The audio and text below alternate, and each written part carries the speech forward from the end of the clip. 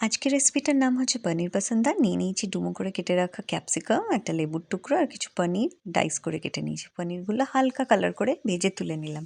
Same তেলে এবার গোটা গরম মশলা, একটু গোটা জিরে ভাজতে দিয়ে দিলাম। সেই ইন দ্য মিন টাইম আমরা কী করব, কয়েকটা পনিরের কিউবস নিয়ে নেবো, কয়েকটা শুকনো লঙ্কা নিয়ে নেবো, আদা কুচি, আর ওর মধ্যে একটু দুধ দিয়ে সুন্দর করে স্মুথ ব্লেন্ড করে নেব।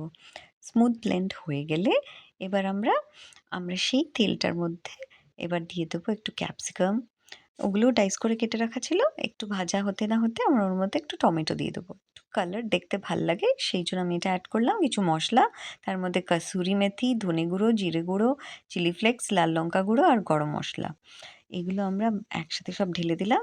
আর পনিরগুলো ভেজে ভেজে আমি না পাশে একটা বাটিতে উষ্ণ গরম জলের মধ্যে দিয়ে রেখেছিলাম যাতে এটা সফট থাকে।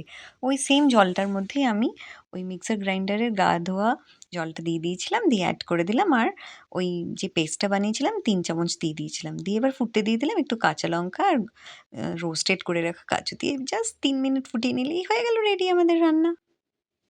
এতে নুন ও মিষ্টি আমার স্বাদ মতন দিয়েছিলাম। আর রান্নাটা ভালো লাগলে প্লিজ লাইক করবেন আমার চ্যানেল।